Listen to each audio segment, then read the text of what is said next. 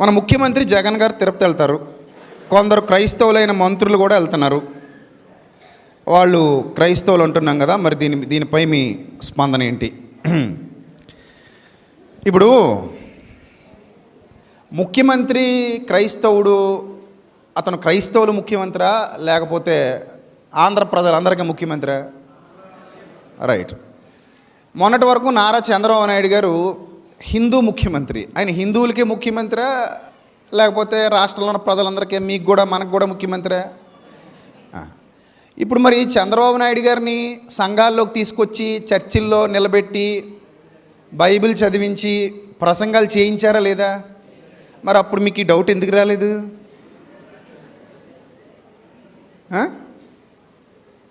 ఎందుకు రాలేదంటున్నాను.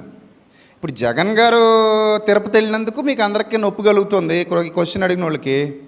లేకపోతే ఎవరో పాస్టర్ గారు ఏమంటే జగన్ గారు తిరుపతి వెళ్తాం ఏంటండి? ఆ జగన్ గారు మసీదుకి కూడా వెళ్తాడు.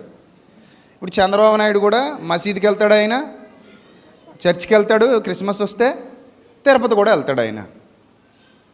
ప్రజాప్రతినిధులకి మతాలతో సంబంధం ఉండదు. ఎందుకంటే వాళ్ళందరూ ఓట్లేస్తేనే గెలుస్తారు. అందరూ ఓట్లేసినప్పుడు వాళ్ళందరి దగ్గరికి వెళ్ళాలి. వాళ్ళు తిరుపతి అయినా వెళ్తారు, స్వామీజీల దగ్గరికి వెళ్తారు, గుడులకి వెళ్తారు, ఎక్కడికైనా వెళ్తారు. వాళ్ళ విశ్వాసం ఏదైతే ఉందో దానికి కట్టుబడతారు, దాన్ని మెయింటైన్ చేస్తారు. అది వాళ్ళ హృదయానికి సంబంధించింది. మనం దాన్ని బట్టి తీర్పు తీర్చడానికి సరిపోం. మీ బంధువులందరూ క్రైస్తవులేనా? హిందువులు కూడా ఉన్నారా? వాళ్ళు పెళ్ళిళ్ళకి పిలిస్తే మీరు వెళ్తారా వెళ్ళరా? ఆ పెళ్ళిళ్ళలో పూజలు చేస్తారా చేయరా? మీరు ఆ పెళ్ళిలో భోజనం చేసి వస్తారా రారా? వాళ్ళ ఇంట్లో భోజనం చేసి వస్తారా రారా? వాళ్ళు పొద్దునే భోజనం వండుకునేటప్పుడు లేకపోతే పొద్దున టిఫిన్ చేసుకున్నప్పుడు కొంత ఇరిచి పట్టుకెళ్ళి వాళ్ళ పటాల దగ్గర పెట్టుకుంటారా పెట్టుకోరా? మరి మీరు వాళ్ళ ఇంటికి ఎలా వెళ్తున్నారు? వాళ్ళ ఇంట్లో పటాలు ఉన్నాయి కదా. ఇప్పుడు గుళ్ళోనూ పటాలు ఉంటాయి, మీ బంధువులు ఇళ్లలోనే ఉంటాయి, పటాలు విగ్రహాలు ఉంటాయిగా. మరి అలాంటప్పుడు మీరు వాళ్ళ ఇళ్ళకు కూడా వెళ్ళకూడదుగా. మీ పర్సెప్షన్ మారితే అన్నీ మారుతాయి. అందుకే మంచి హృదయం ఉంటే అన్నీ మంచిగా కనబడతాయి. దరిద్రగొట్టి హృదయం ఉంటే అన్నీ దరిద్రంగానే కనబడతాయి. పవిత్రుల కన్నీయు పవిత్రములు, అపవిత్రుల కన్నీయు అపవిత్రములు. నిన్న కాక మొన్న మనకి ఎమ్మెల్యే గారు వచ్చారా? మన వేదిక మీద నిలబడ్డారా? మీ అందరితో మాట్లాడారా? ఆయన వైద్యుడు. ఆయన వైద్యం హిందువులకే చేస్తాడా, క్రైస్తవులకి ముస్లింలకి అందరికీ చేస్తాడా? మరి రేపు పొద్దున మనకి ఏమైనా హార్ట్ అటాక్ వస్తే క్రైస్తవ డాక్టర్ దగ్గరికి వెళ్దామా పరిగెత్తుకొని? హిందూ డాక్టర్ దగ్గరికి వెళ్దామా? ముస్లిం డాక్టర్ అయినా పర్లేదా? సో ప్రతి విశ్వాసాన్ని మనం గౌరవించాలండి, ప్రతి విశ్వాసాన్ని. ఇప్పుడు జగన్ గారు కానీ లేకపోతే శర్మిల గారు కానీ లేకపోతే విజయమ్మ గారు కానీ వాళ్ళు క్రైస్తవులు కావచ్చు, అది వాళ్ళ హృదయ సంబంధమైంది. అవునో కాదో మనం చెప్పలేం. క్రైస్తవ కుటుంబాల్లో పుట్టిన ప్రతి బిడ్డ క్రైస్తవుడు కాదు. హైందవ కుటుంబాల్లో పుట్టినంత మాత్రాన ప్రతి బిడ్డ హైందవుడు కాదు. వాళ్ళ హృదయంలో విశ్వసిస్తేనే వాళ్ళు ఏదైనా అవుతారు. విశ్వసించకపోతే, ఎవరిని విశ్వసించకపోతే వాళ్ళు నాస్తికులు అవుతారు. ఏమండి, ఇక్కడ మీకు రెఫరెన్స్ కూడా ఇస్తానండి. ఎందుకు మనకి ముసుగులో గుద్దులాట ఒక రెఫరెన్స్ ఇస్తాను. ఆ రెఫరెన్స్ ఏంటంటే మొన్నే మాట్లాడిన రాజుల గ్రంథంలో నయమాను అడుగుతున్నాడు. ఎవరిని? నయమాను ఎలీషా గారిని అడుగుతున్నాడు. ఏమని అడుగుతున్నాడు? అయ్యా,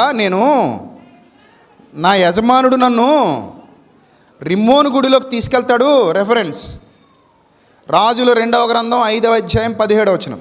నా యజమానుడు మొక్కుటకు రిమ్మోను గుడిలోకి వచ్చి నా చేతి మీద ఆనుకున్నప్పుడు ఆ రిమ్మోను దేవతకు నేను నమస్కారము చేసిన ఎడల, రిమ్మోను గుడిలో నేను నమస్కారము చేసిన సంగతిని గూర్చి యెహోవా నీ దాసుడైన నన్ను క్షమించునుగాక అని నయమాను చెప్పగా, ఎలీషా నెమ్మది కలిగి పో అన్నాడు తప్ప అర్రే అలా చేయొద్దు అన్నాడా? చెప్పండి. నెమ్మది కలిగి పో అన్నాడు తప్ప అలా చేయొద్దు అన్నాడా? నెమ్మది కలిగి పో అంటే నీ మనసులో ఏముందో అదే ఇంపార్టెంట్ తప్ప. ఇప్పుడు జగన్ 3 చోట్లకి వెళ్ళాడండి. ఆయన మన సీఎం గారు కడప దర్గాకి వెళ్ళాడు, తిరుపతి గుడికి వెళ్ళాడు, మొన్న సిఎస్ఐ చర్చికి కూడా వెళ్ళాడు పులివెందుల్లో ఆయన. ఇప్పుడు ఇంతకీ ఎవరిని నమ్మినట్టు? ఆయన ఎవరినో ఒక్కనే నమ్మినట్టు. కానీ తప్పదు, ఆయన అందరి ఓట్లు పొందుకున్నాడు కాబట్టి రాజకీయ నాయకులకి తప్పదు. అలాగే చంద్రబాబు నాయుడు గారు కూడా అన్నింటికి తిరుగుతారు. ఆయన రేపు పొద్దున్న పవన్ కళ్యాణ్ సీఎం అయినా అన్నింటికి తిరగాలి. ఎక్కడికి? దర్గాకి వెళ్ళాలి, చర్చికి రావాలి, గుడికి పోవాలి. కానీ వాళ్ళు నమ్మేది ఎవరినో ఒక్కరినే, అందరినీ నమ్మరు కదా. అన్ని విశ్వాసాలు కలిగి ఉంటారు, ఏదో ఒక విశ్వాసానికే కట్టుబడి ఉంటారు. ఆ ఒక్క విశ్వాసానికి కట్టుబడి ఉంటారు కాబట్టి వాళ్ళు హృదయంలో అదే విశ్వాసం ఉంటుంది. బయట మాత్రం వాళ్ళు ఎవరు పిలిచినా వెళ్తారు. మీలాగే సేమ్ మీరు కూడా ఎవరు పిలిచినా వెళ్తారు పెళ్ళికి. మీ బంధువులు, మీ స్నేహితులు బోలెడు మంది ముస్లిం స్నేహితులు ఉంటే మిమ్మల్ని పిలుస్తారు, మీరు వెళ్తారు. క్రిస్టియన్ స్నేహితులు ఉంటే మీరు పిలుస్తారు, వెళ్తారు. హిందూ స్నేహితులు ఉంటే మిమ్మల్ని పిలుస్తారు, వెళ్తారు. అప్పుడు ప్రాబ్లం ఉండదు. కానీ ఏదో ఒక చిన్నది మనసులో పెట్టుకుని మనం చూడటం వల్ల మనకి అవతల వాళ్ళందరూ చెడ్డగా కనబడుతుంటారు. కాబట్టి జగన్ గారిని కానీ, చంద్రబాబు నాయుడు గారిని కానీ, లేకపోతే కేసీఆర్ని కానీ, లేకపోతే పవన్ కళ్యాణ్ గారిని కానీ, ఎవరిని మనం వాళ్ళ విశ్వాసాలను బట్టి కించపరిచే అధికారం మనకు లేదు. వాళ్ళని గుడికైనా పోతారు, దర్గాకైనా పోతారు, ఎక్కడికైనా పోతారు. ఎందుకంటే వాళ్ళు ప్రజాప్రతినిధులు.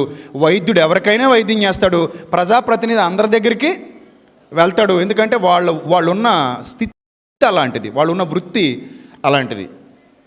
కాబట్టి వాళ్ళని తప్పుబట్టే అధికారం మనకు లేదు. కానీ ఫైనల్గా రిమోన్ గుడిలోకి వెళ్ళి నేను నమస్కారం చేసినప్పుడు నాకు తప్పట్లేదు, మరి చేయాల్సి వస్తుంది. సో దాని విషయంలో నేను పాపాత్ముడి కాకుండా నువ్వు యెహోవాను వేడుకో అని ఎలీషా అడిగినప్పుడు ఎలీషా అన్నాడు, ఇట్స్ ఓకే, అదేం పెద్ద ప్రాబ్లం కాదు, నువ్వు వెళ్ళిపో అన్నాడు. ఆయనకే ప్రాబ్లం లేనివాడు మనకు ప్రాబ్లం ఏంటంటే అంత పెద్ద ప్రవక్తకి ఏమీ లేదు. అంత పెద్ద ప్రవక్తకి ఏమీ లేదు, ప్రాబ్లం లేదు. మనం ఎలీషా గారి కాలు గోటికి సరిపోవండి, గుర్తుపెట్టుకోండి. మనకెందుకు ప్రాబ్లం కదా? రైట్, క్లియరే కదా? పవిత్రులకన్నీ పవిత్రములే, అపవిత్రులకన్నీ అపవిత్రములే. రైట్.